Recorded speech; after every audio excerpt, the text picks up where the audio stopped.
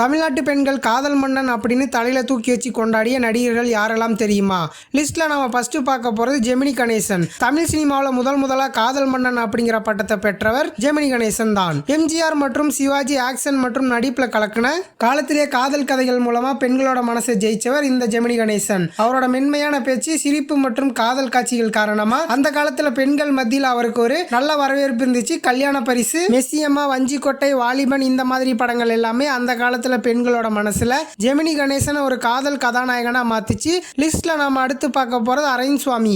இப்ப கூட தமிழ்நாட்டில் இருக்கக்கூடிய பாதி பெண்கள் எப்படிப்பட்ட மாப்பிள்ளை வேணும்னு கேட்டா அரவிந்த் சுவாமி மாதிரி தான் வேணும்னு சொல்லுவாங்க. 1990களில் பெண்களோட கிரஷ் அப்படின்னு கேட்டாலே எல்லாருமே அரவிந்த் சாமி தான் சொல்லுவாங்க. ரோஜா படம் அப்படி ஒரு தாக்கத்தை ஏற்படுத்திச்சு. அதுல அவரோட அமைதியான தோற்றம், அவரோட சிரிப்பு இது எல்லாமே வெகுவாக கவர்ந்துச்சு. அதுக்கப்புறமா பம்பாய், மின்சார கனவு இந்த 2 படமும் அவருக்கு மிகப்பெரிய ரசிகர் பட்டாளத்தை உருவாக்கி கொடுத்துச்சு. பெண்களோட கனவு நாயகனாகவும் மாறினாரு. இப்ப கூட சோசியல் மீடியால அரவிந்த் சாமியோட பழைய போட்டோஸ் எடுத்து பாருங்க. கமெண்ட்ஸ்ல முக்காவாசி பெண்கள் தான் இருப்பாங்க.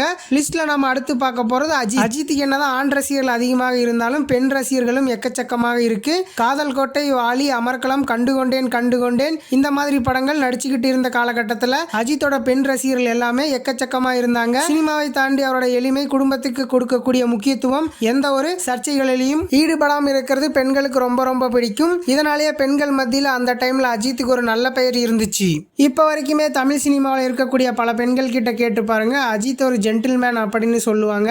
நாம நிறைய பேருக்கு கிரஷா இருக்கலாம், நம்மள நிறைய பேர் காதலிக்கலாம், நமக்கு நிறைய பெண் ரசிகர்கள் இருந்திருக்கலாம். இதெல்லாம் நிறைய நடிகர்களுக்கு நடந்திருக்கும். ஆனா சில நடிகர்களை மட்டும்தான் பெண்கள் ஜென்டில்மேன் அப்படின்னு சொல்லுவாங்க. அது அஜித் குமாருக்கு நடந்துச்சு. லிஸ்ட்ல நாம அடுத்து பார்க்க போறது மாதவன். இப்ப இருக்கக்கூடிய 2K கிட்ஸுக்கு மாதவனோட ஒரிஜினல் ஃபேஸ் தெரியாது. தமிழ் சினிமாவில் ஓஜி சாக்லேட் பாய் அப்படின்னா அவர் தான்.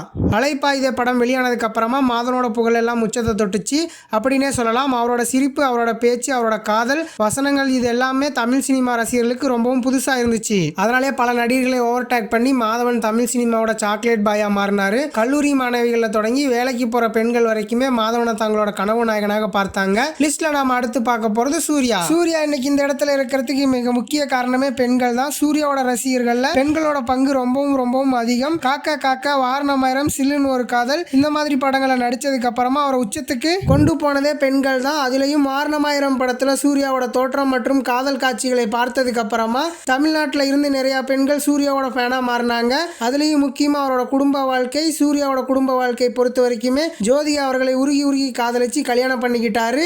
அந்த காதல் பிடிச்சதுனாலேயே நிறைய பெண்கள் சூர்யாவோட ஃபேனா மாறினாங்க. அதுலயும் சமூக சேவைகள் எல்லாம் அதிகமா பண்றதுனாலேயே சூர்யாவுக்கு ஃபேமிலி ஆடியன்ஸ் அதிகமா வருவாங்க. லிஸ்ட்ல நாம அடுத்து பார்க்க போறது விஜய். விஜய் இன்னைக்கு முதலமைச்சரா இருக்கிறதுக்கு முக்கிய காரணமே பெண்கள் தான். அவரோட பெண்கள் ரசிகை தான் இவரை இந்த அளவுக்கு உச்சத்துக்கு கொண்டு போனாங்க. ஆரம்ப காலத்துல அவர் ஒரு ரொமான்டிக் ஹீரோவா தான் பார்க்கப்பட்டாரு. பூவே உனக்காக, லவ் டுடே, ஷாஜகான், பிரியமானவளே இந்த மாதிரி படங்கள் விஜய்க்கு மிகப்பெரிய அளவுல பெண் ரசிகைகளை உருவாக்குச்சு. அவரோட டான்ஸ், அவரோட சிரிக்கிறது, அவரோட குடும்ப சென்டிமெண்ட் இது எல்லாமே விஜய்க்கு மிகப்பெரிய பக்கபலமா இருந்துச்சு. தமிழ்நாட்டில் ஆண்களை விட பெண்களோட ஓட்டு தான் எண்ணிக்கை அதிகமா இருந்துச்சு.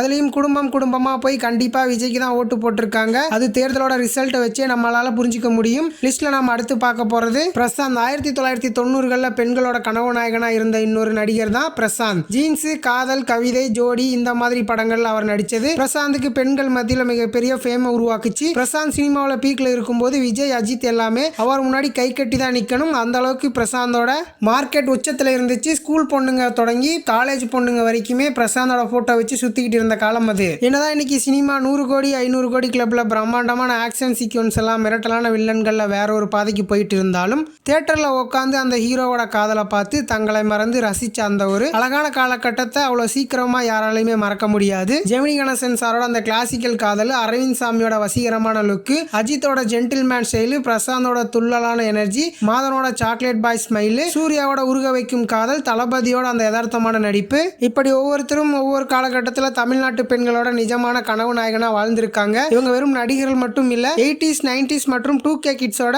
அழகான நினைவுகளோட ஒரு பகுதி. இப்போ உங்களுக்கான கேள்வி, இந்த 7 பேர்ல உங்களோட அல்டிமேட் ஆல் டைம் கிரஷ் யாரு? அது மட்டும் இல்லாம அவங்களோட எந்த படம் உங்களை ரொம்பவும் உருக வச்சது? உங்க மனசுக்கு நெருக்கமான அந்த ஒரு படத்தை மறக்காம கீழே இருக்க கமெண்ட் பாக்ஸ்ல ஷேர் பண்ணுங்க. உங்க கமெண்ட்ஸை படிக்க நான் அவளோட காத்துக்கிட்டு இருக்கேன். இந்த வீடியோ உங்களுக்கு பிடிச்சிருந்தா லைக் பண்ணுங்க, உங்க ஃப்ரெண்ட்ஸுக்கும் ஷேர் பண்ணுங்க. மறக்காம லோகன் டாக்கீஸ் சேனலை சப்ஸ்கிரைப் பண்ணிக்கோங்க. சினிமா டாக்கீஸ் எப்போதுமே லோகன் டாக்கீஸ். அடுத்த வீடியோல சந்திக்கிறேன். டாடா பாய்.